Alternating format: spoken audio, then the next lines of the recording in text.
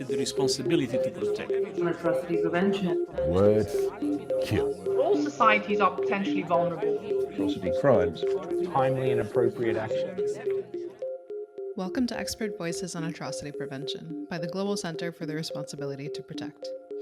I'm Jacqueline Streitfeld-Hall, Research Director at the Global Center. This podcast features one-on-one conversations with practitioners from the fields of human rights, conflict prevention, and atrocity prevention. These conversations will give us a glimpse of the personal and professional side of how practitioners approach human rights protection and atrocity prevention, allowing us to explore challenges, identify best practices, and share lessons learned on how we can protect populations more effectively.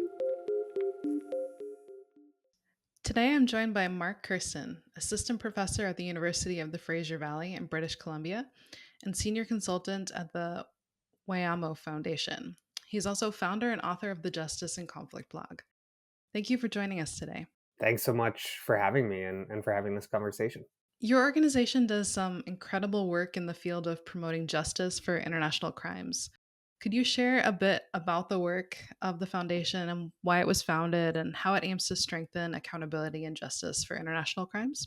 Yeah, so Wyamo's gone through a couple of iterations. It actually initially was a media-focused NGO training journalists on how to cover international crimes, war zones, conflict areas, and so on and so forth.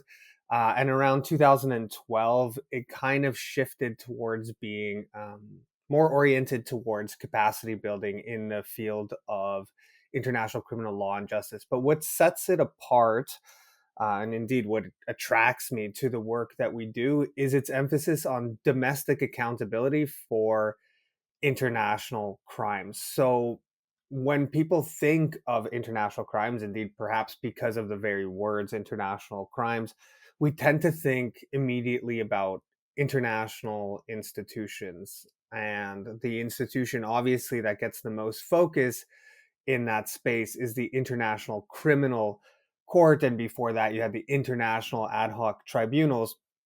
But at Wayamo, we're convinced that the best type of accountability for international crimes is actually domestic in nature, is national justice systems addressing their own crimes. And this is for a whole series of reasons. Obviously, investigating and prosecuting international crimes in national justice systems ensures that they're closer to victims and survivors. But it also means that more people could be held to account, right? If you look at things like the International Criminal Court, for a whole situation like Mali, you have 3 individuals facing justice and accountability. For any other situation, let's say Israel-Palestine, you have 5. So you really have a small handful, and you're looking at the most senior people who are responsible for international crimes. And we obviously believe that work is important, but we also think that national justice systems should be robust enough and willing and able to investigate and prosecute their own crimes. And so how we do that is through a couple of different things. One, we do intensive capacity building in a number of different contexts. We've worked in Kenya, Nigeria, Uganda, and so on and so forth. So we do capacity building in terms of training investigators, prosecutors, judges, and at times defense counsel on how to investigate and prosecute and adjudicate and address international crimes. We also then still do media training. So we remain convinced that accountability efforts at any level, but including the domestic national level, need to also be held to account. And one way that you can hold national authorities accountable for addressing international crimes is by having effective and accurate coverage of justice processes. So we train media in order to be able to do that. And then we do research and advocacy. So we're always trying to think about what is coming, what are the trends, what is possible, what is feasible, what's most practical at this moment. And I can give a couple examples of recent work that perhaps puts some more interesting meat on the bones of the kind of gobbledygook that I just said, or the big words NGO speak that I just mentioned. So I'll talk about 2 efforts that we're involved in. One is in the context of Sudan. So YAMA has an ongoing project in Sudan, and to anybody listening who knows about the situation in Sudan, it'll come as no surprise that you cannot do project work anymore in Sudan as a result of the horrendous and extremely violent and costly war and humanitarian crisis that is happening there.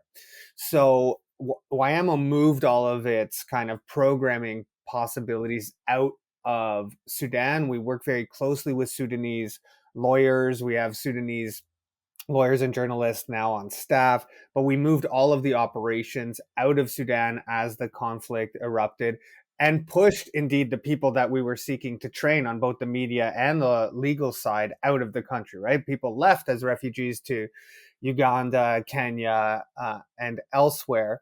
And so what do you do in that situation? What kind of justice and accountability is possible in a situation where you cannot operate on the ground, and where obviously it would make no sense to try to push a domestic justice system, which is in fact in tatters, to address its own crimes, when also you have most lawyers and people who could do this type of work who have fled as a result of the violence with their families, indeed, if they're fortunate enough they have left. So what we thought to do is actually two things. One, we are training lawyers and journalists on open source evidence in order to collect and preserve with other international partners that type of evidence, but also to work with it in their stories, in terms of media work and journalistic work, but also for the lawyers to potentially engage and be able to do this more successfully with other international NGOs who can then take this open source video, social media evidence, and preserve it. And the other thing that we are looking to do or trying to do is explore the possibility of regional African states. So think of of Kenya or Uganda as examples, thinking through whether those states might be able to exercise universal jurisdiction in order to investigate and prosecute international crimes that are happening in Sudan itself. So both Kenya and Uganda have the ability to exercise universal jurisdiction, which basically means that they can investigate and prosecute international crimes regardless of the nationality of the victim and regardless of the nationality of the perpetrator. So they could investigate and prosecute international crimes committed in Darfur, for example, regardless of the fact that the victims were Sudanese, Darfuri, or that the perpetrator was Sudanese. And they have population flows that are entering into those countries as a result of the violence. So they have witnesses, they have evidence that they could tap into. And indeed, some of those countries in the region have perpetrators who, they don't want to send their kids to school in Khartoum when it's under siege. So they send their children to school in places like Uganda or universities in Kenya. They also don't want to hold their money, which they gain off the back of the conflict in Sudan, where it's unsafe. They'll want to put it through financial systems in places perhaps like Mauritius or indeed like Kenya, or invested in other states. So we're exploring whether these are situations where the domestic systems of other states can be used in order to kind of help their regional brothers and sisters to address the international crimes committed against them.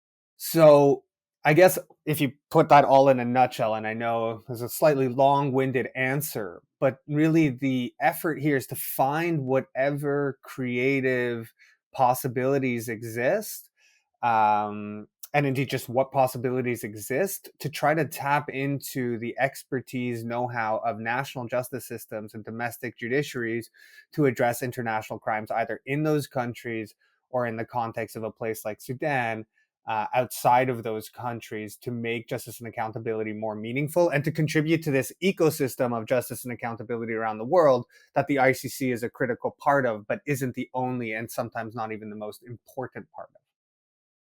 That's really fascinating. I'm glad you chose those examples, because before you started speaking on Sudan, in the back of my mind, I thought, well, how do you choose which countries to operate in? Because, precisely as you said, the places that need this sort of support the most are often ones where either because of conflict or because of, choices by the government, the judiciary is being undercut, programming and capacity to build, support for it is extremely limited.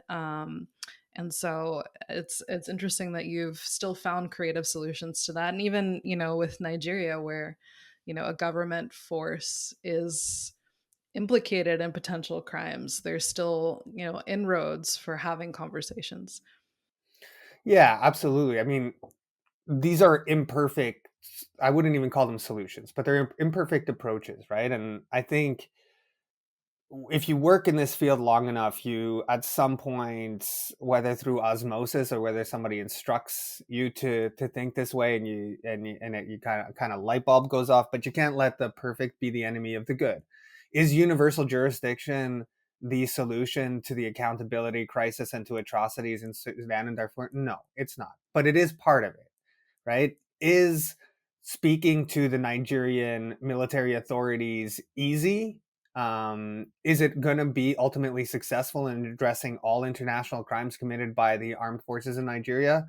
I can't say that that's true, right? I cannot sit here and say that it's all going to be hunky dory and it's going to work perfectly and we'll all live happily ever after and all victims and survivors of international crimes will have their day and will have their justice. No, I mean that's not.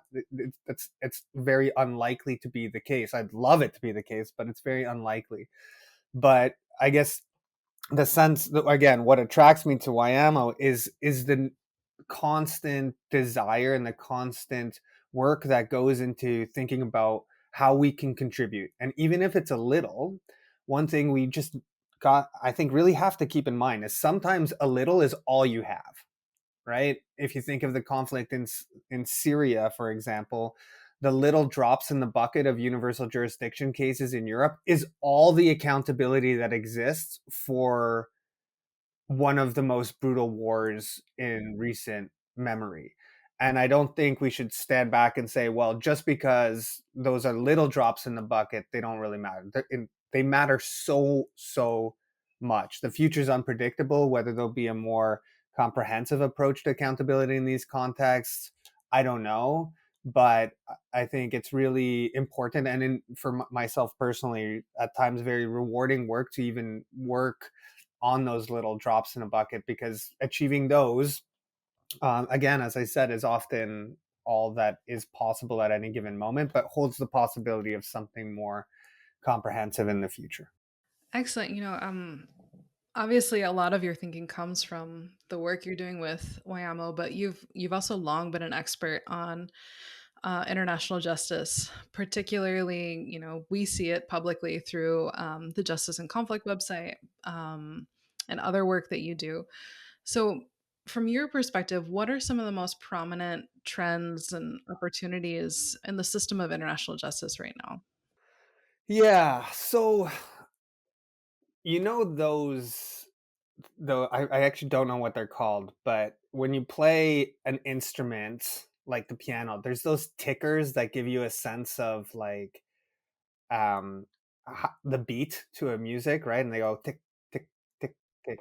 Sometimes I feel like one of those, but it's going like it's just oscillating like crazy, and it's about to break, and I'm oscillating between you know utter and complete despair and thinking that the world is going to hell in a handbasket, and actually things are breaking, but breaking in really important ways that offer maybe a new and better future. So, and one of the reasons I feel this way, and I'm sure I know other people feel this way in relation to international justice and international law, is it probably has never appeared so wantonly violated, yet so widely acknowledged as critically important, right? So if you take the situation in Israel Palestine, you see both of those trends at the same time. On the one hand, it appears that there is an almost complete and utter disregard of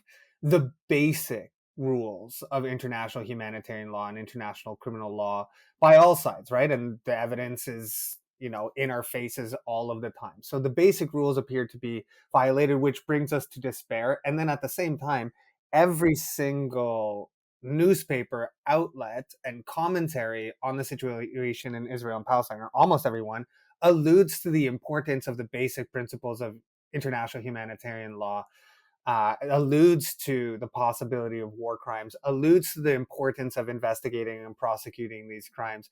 And so people's literacy and interest in international law and international justice seem to be almost at a high, when it also feels at the same time that international law and international criminal justice has not successfully prevented some of these atrocities from happening. So that's an odd trend, and I think we have to kind of navigate through this kind of cognitive dissonance of despair and hope, brokenness, and also remarkable heights of interest in this type of work. And of course, I think we should be mindful that in that muck, states can do this well if they want to. They still can, right? It is still largely up to states. And if you look at a situation like Ukraine, of course, there are problems in Ukraine. The crime of aggression may not be prosecuted unless a new tribunal is set up. But you have a really impressive coalition of states that have invested extremely heavily into justice and accountability and respect for the basics of international law in Ukraine, right? By supporting the International Criminal Court in investigating and prosecuting crimes there, but also, and I think just as importantly, if not more importantly, investing a lot in ensuring that Ukraine has the capacity to investigate and prosecute international crimes, war crimes, crimes against humanity, etc., in its own justice systems, and that'll last for a long time. And so if states and Ukraine has prosecuted a couple dozen war crimes cases, despite the fact that it's in the midst of war. And so states can do this and can help other states and communities address these crimes when they want to. And I think that's important not to forget, and rather think about why is it that they don't want to in other cases. I try to think sometimes, less reactively. I'm active on Twitter, so that doesn't help. That's a pretty reactive space. And I think maybe as advocates of justice and accountability, we're kind of trained to be a little bit reactive. But I try to put things in context and actually ask, how much of what I'm feeling or seeing is actually new.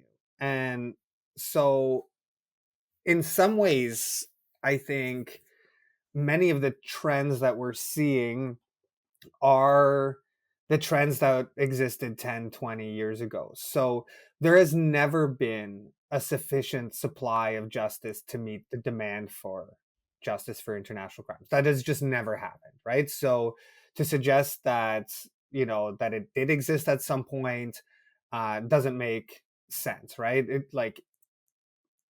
International justice was always kind of reactive and responsive to emerging crises. And there was never a time when it was just great. And states were like, oh yeah, we're totally going to put enough resources and create the courts and institutions into this as quickly as possible, because this, that time never existed. It kind of reminds me a little bit of, and sorry to bring this up, but Make America Great Again. And the question is like, when was it great? Was it great when people didn't have basic civil rights? Was it great when there was segregation? Was it great in the 1990s when you had, the riots in LA and profound systemic and structural racism every day, right? When was it great? Well, it's the same thing with international justice. There isn't this kind of period you can look back on and say, oh, that's when it was really a well-oiled machine. It's been a work in progress in many respects. And that brings me to, double standards. There have always been double standards in international justice and international criminal law and justice.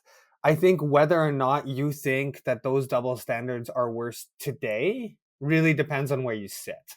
I'm not sure that people in Ukraine necessarily will see it the same way as someone who's standing in Gaza or in the West Bank, right? And I think that's important to think about. But also just to recall that sometimes double standards will appear sharper, and other times they may not. But it's not like, again, it's not like there was this great period where they didn't exist. It wasn't that long ago. And I know that people are bringing up the point about double standards around, between Ukraine and Palestine. And I think there's something obviously to that conversation.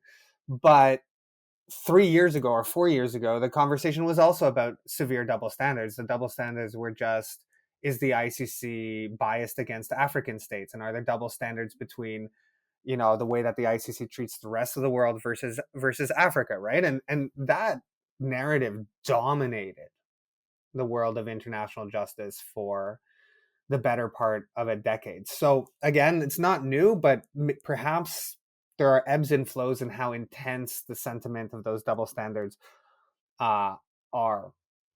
And then, to be, I think, a little bit more hopeful, I think perhaps one of the most interesting and important trends has come, in a sense, from the maturing of both the institutions of international justice, but perhaps also the maturing of people who work in these institutions and who work in international justice, like ourselves and all of these NGOs, etc., as well as academics, is that the world of international criminal justice has kind of moved away from this fractured competition where the ICC was this most important thing, to something that is starting to look more like an ecosystem of justice mechanisms.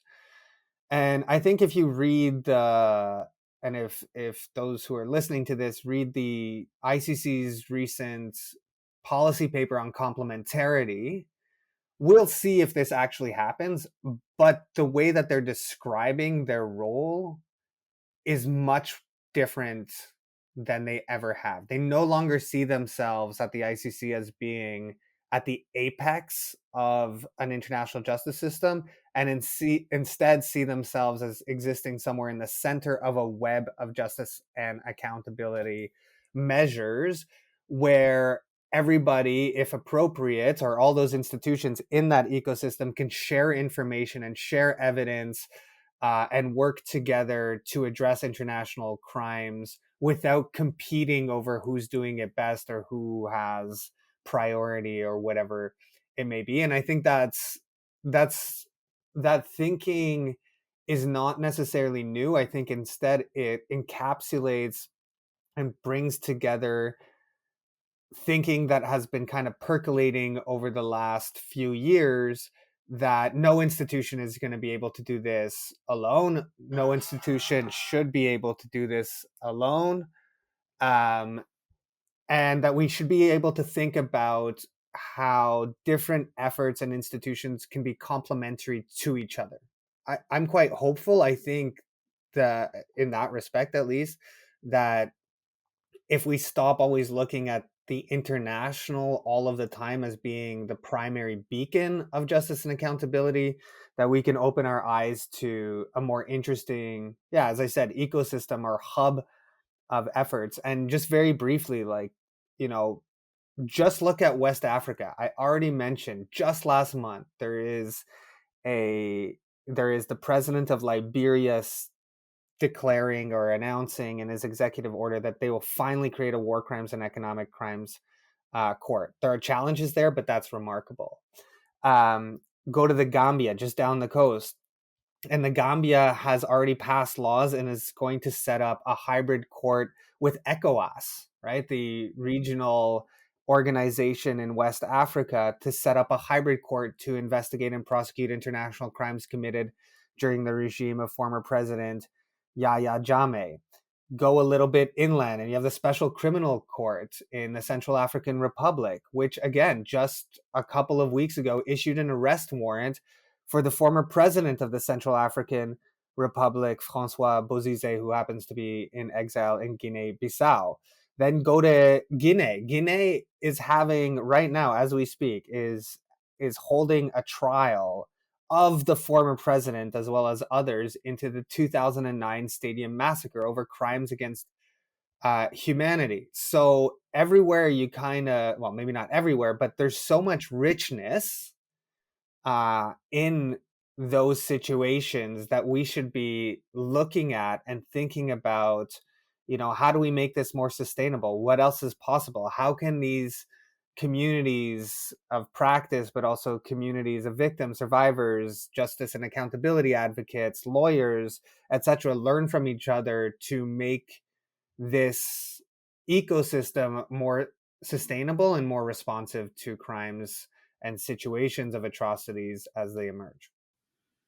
Absolutely. And I mean, the more we do that, the better we serve, the populations affected by these crimes, and make justice more accessible to them in a hopefully, shorter time frame than what we've seen in the past. For sure, for sure. It's the roads to these things are so long, which again is why I admire people and why I'm attracted to the work of working on those drops in the bucket, because you don't know how many drops in the bucket it takes for the bucket to kind of tip over and create a groundswell of accountability. So, again, don't make the perfect the enemy of the good. And to all those people who have, I guess I actually should say that, because all of those things that I've named were hard. This has not happened because it's easy, right? There are people who have literally risked their well-being to push for all of those accountability mechanisms that I'm talking about, and who don't live in, fancy big Western cities, where they're doing this from 1,000 miles away. They're doing this from the communities. They're doing it over decades, because they think it's possible. And it's just so inspiring. And so while I think there's lots of reasons to kind of despair, spending time with people like that, which I'm fortunate enough to do, makes me one, makes me hopeful, but then also makes me think like I have absolutely no right not to be hopeful. Look at what they've done. I'm glad you've put such a positive spin on it too, because I think, to pick up on despair, I think when we have a moment like we do now, where there's, so much disregard for, IHL, human rights, and so forth around the world, it's easy to get caught in that like exceptionalism of your own moment, that like, oh, this is the worst it's ever been, type feeling. And then if you just sort of zoom back a little, you can see actually there are things to be, positive about. And maybe the things that we're despairing about in terms of, double standards aren't as bad as they feel right now. Yeah, absolutely. I think that there's a risk, especially with a feeling of despair, that it leads to apathy, and rather than, some kind of action, big or small, that you can take, and spending time with people who have worked on the ground, people like Adama Dempster in Liberia or Salutal in the Gambia, both of whom I spent some time with um, in Nigeria a couple of weeks ago. I can't speak for them, and perhaps people like that do have moments of despair, but it's never led them to stop advocating for justice and accountability, right? I think sometimes, especially if you're on the ground, trying to push for these accountability mechanisms, but it should be true in New York and The Hague and London and all of these, and Geneva and all of these international capitals of justice and accountability too. um, you know, Despair is okay for a little bit, but then we don't have time for despair, right? And think about the victims and survivors who are constantly demanding action and justice and accountability, who are putting themselves forward. um, and there's so many inspirational examples: the grandmothers of the Plaza de Mayo in Argentina, right? The people in Liberia who are on the streets advocating, knowing full well that perpetrators are in position of power and could hurt them. Or in Kenya, over the post-election violence, people who have just never stopped demanding justice and accountability. The amazing people of Palestine, who just will not give up on the idea of international law as being important and relevant to what's happening to them. I just don't think I don't think we, as allies and supporters of those causes, can morally have such despair that we give up when people for whom this is potentially life and death don't. To pivot a little back to the kind of international side of things, how would you assess the track record and impact of the International Criminal Court? Well, that's a big, I mean, the trend stuff was already a big question to navigate. Um, I mean, I'll say a couple of things about the ICC, but again, I want to emphasize that in any kind of stock taking exercise or any attempt to think through these trends and patterns, I think we really need to see the forest for the trees, right? And what that requires of us to do is really ask, are there certain things that remain the same? Are there endemic trends? Are there endemic features of the international justice system, good or bad, that remain the same? And if there are, what is new about them? How are they changing? Rather than only focusing on, the last one or two events that have happened and then suggesting that that is what the system is. And I think there are a lot of kind of cautionary tales that help us understand that. So I'll give the example of the situation of Palestine as one of those cautionary tales, in the sense that, for months, there were many people who derided the International Criminal Court and prosecutor in particular, Karim Khan, for his inaction on the situation in Gaza, right? And there were some pretty nasty things said about him. And at the same time, there were some pretty nasty things published and said about Amal Clooney, because people said she was, not speaking up and not using her position of power and her voice and her expertise to address the situation in Gaza. And then what happens? The ICC prosecutor defies, I think, in many respects, expectations. I think the expectations of most people were that he wouldn't take action. And he issues arrest warrants for Hamas and Israeli leaders. And it turns out that Amal Clooney was part of this panel that helped ensure that, in requesting arrest warrants for these 5 individuals, that the prosecutor's case for those arrest warrants were as strong as possible. And I think that's a cautionary tale, right? Who was right in that? Who's right in that story? Are the people who said he would never do it right?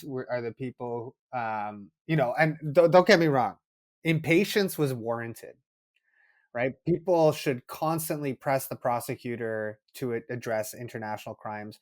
And I don't think people should have to be patient with the ICC prosecutor. I just don't. I'm not someone who thinks that it's okay to tell them just be patient when they're watching mass atrocities happen day in and day out.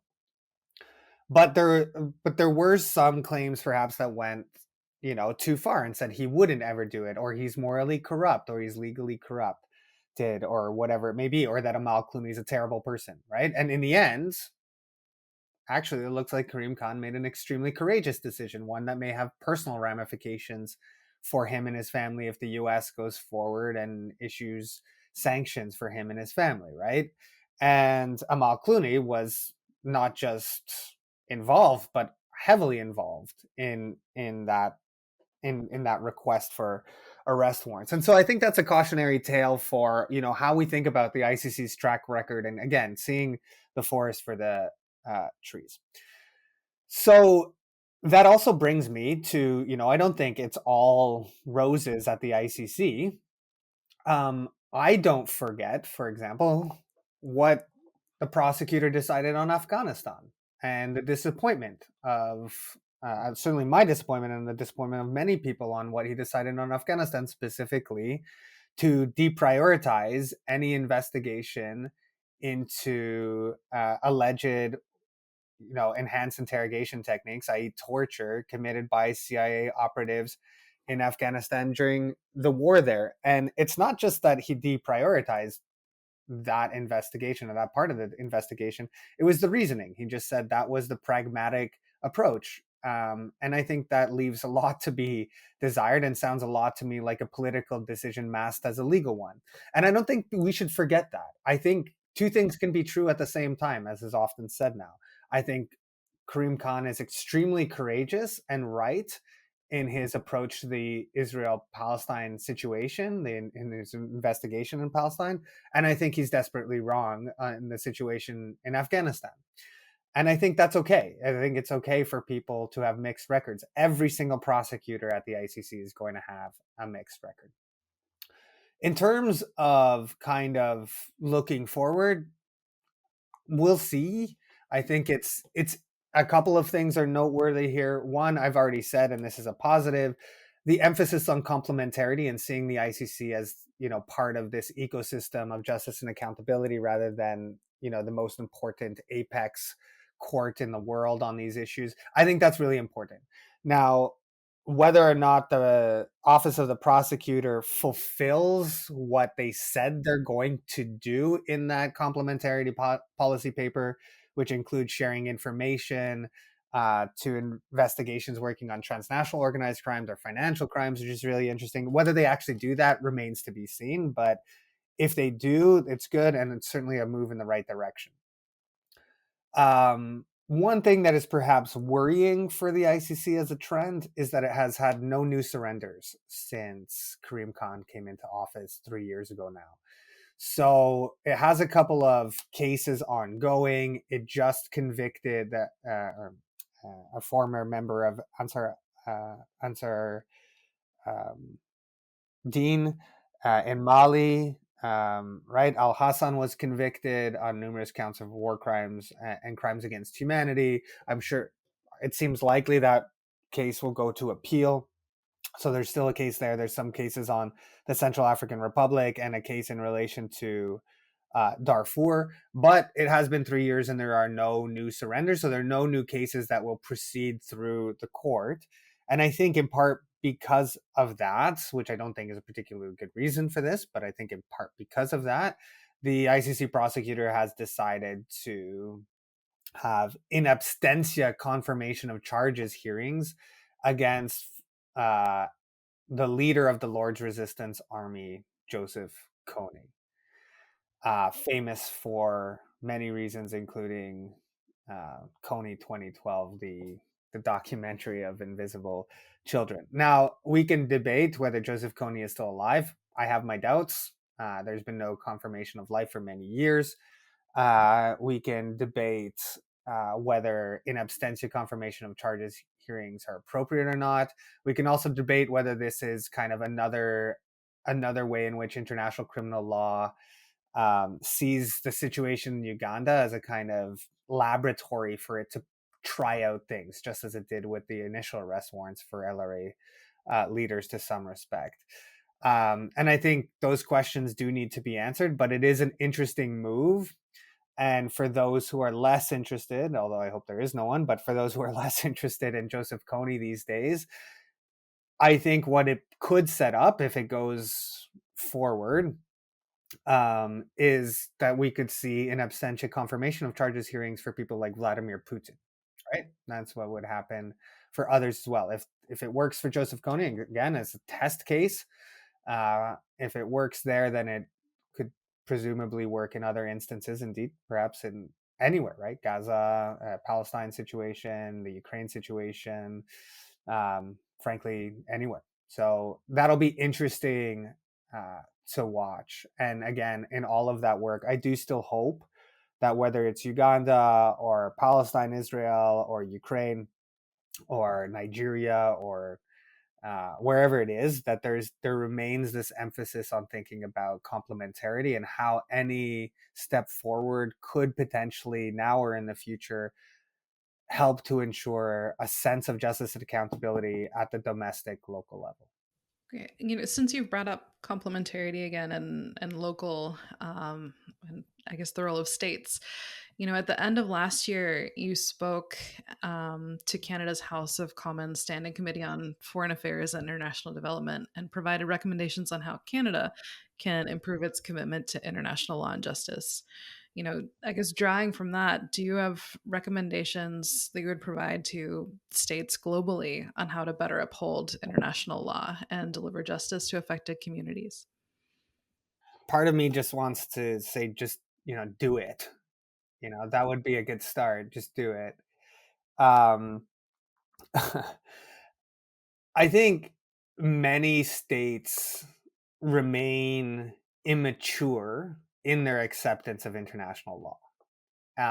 And Canada is certainly one of those states. And that may surprise people, perhaps especially to our neighbors to the south, but we remain immature like other states in our acceptance of international law. We are, like so many other states, willing to accept that international law, in particular around international humanitarian law and international criminal law and international human rights law, applies to the rest of the world and applies in particular to those states that we do not like or that aren't our closest friends. We are so willing and so quick to accept the relevance and application of international law to those situations.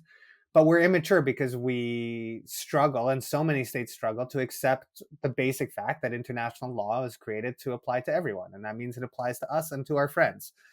And yeah, so in a sense, the advice to those states is kind of grow into it, grow up,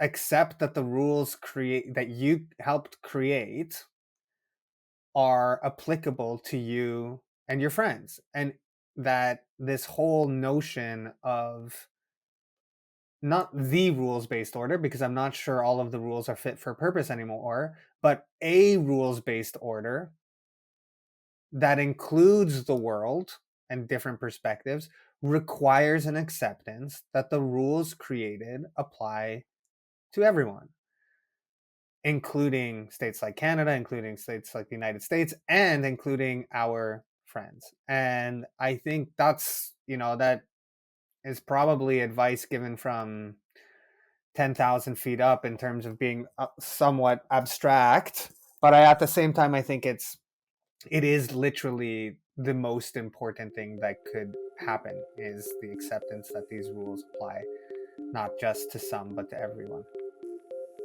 Thank you for joining us for this episode of Expert Voices on Atrocity Prevention. If you enjoyed this episode, we encourage you to subscribe to the podcast on Apple Podcasts, SoundCloud, or Spotify, and would be grateful if you left us a review. For more information on the Global Center's work on R2P, mass atrocity prevention, and populations at risk of mass atrocities, visit our website at www.globalr2p.org and connect with us on Twitter and Facebook at GCR2P.